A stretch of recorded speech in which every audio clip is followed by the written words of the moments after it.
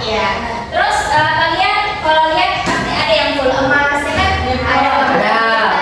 Kenapa itu kira-kira? Seramis.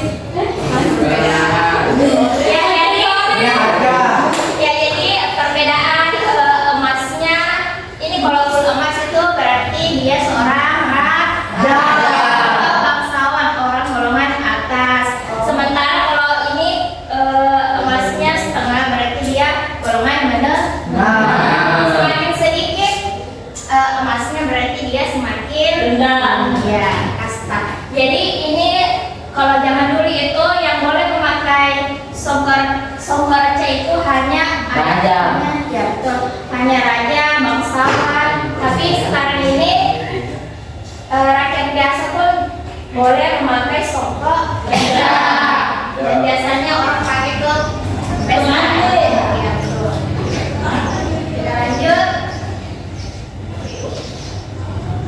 Sejarah songkorca. Ada yang pernah dengar sejarah songkorca? Tidak ada. Yang tidak tahu kenapa bisa tiba-tiba muncul benda berharga ini? Tidak. Jadi saya jelaskan sedikit ya. Nah, songkorca atau disebut juga Songko Tobone adalah sebuah mahakarya budaya dari Kabupaten Bone, Sulawesi Selatan.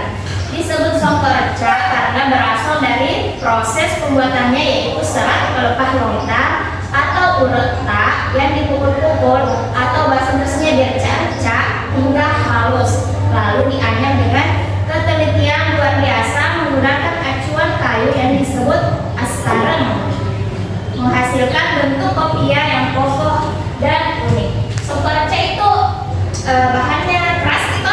Keras. Dia tidak lembek kayak kopi sekolah, itu beda kan bahannya? Beda. Kalau di Sormeko ada tidak pembuatan songkorca? Tidak ada. Di mana boleh ada? Boleh. Sormeko bukan boleh kan? Boleh juga. Ada namanya Bang. Di mana? Di Bone bagian utara. Lanjut kita langsung saja. Sejarah munculnya songkorca diawali pada tahun 1683. Jadi belum lahir di sini. Nih? Belum. Atau ada yang sudah? Belum. Yaitu ketika Raja Bone ke-15 Arumpalaka. Nah, jadi Arumpalaka itu Raja Bone yang ke-15 bersama pasukannya menyerang tanah Toraja dengan tujuan untuk memperluas wilayah kekuasaan. Jadi Raja Bone ini beserta pasukannya mau memperluas wilayah kekuasaannya, tapi dia menyerang tanah Toraja. Ya. Lanjut. Ketika matahari terbenam dan malam pun tiba, prajurit Toraja dan prajurit Bone sangat sulit dibedakan karena kedua pihak masing-masing memakai sarung. Prajurit Bone mak bida, sedangkan prajurit Toraja mas sulepang lipat. Tahu ki bedanya mak bida sama mas sulepang lipat? Tahu. Ini apa namanya? Ya. Jadi kalau malam itu kan zaman dulu penerangan tidak ada listrik toh? Ya. Jadi cuma pakai kayak apa gitu? Ya itu.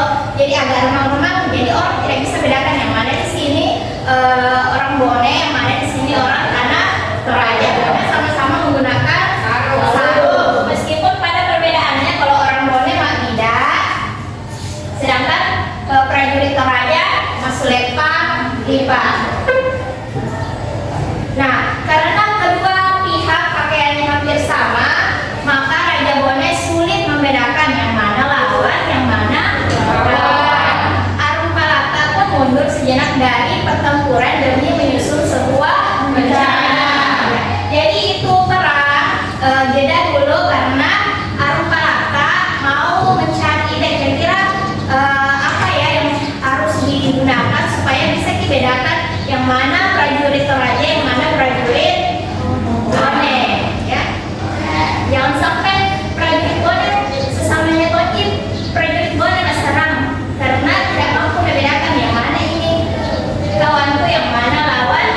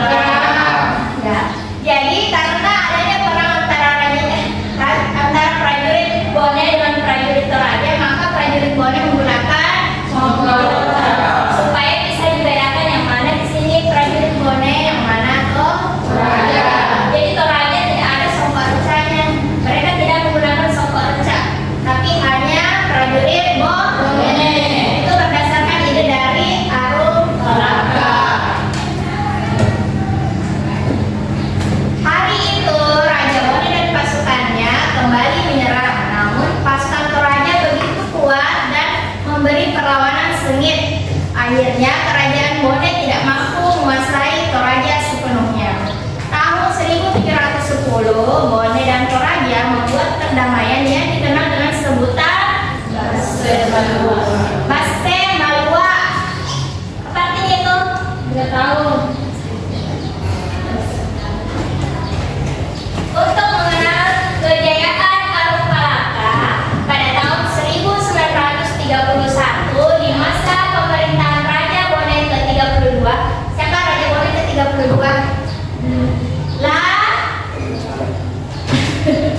La Apayuki. Pernah dengar?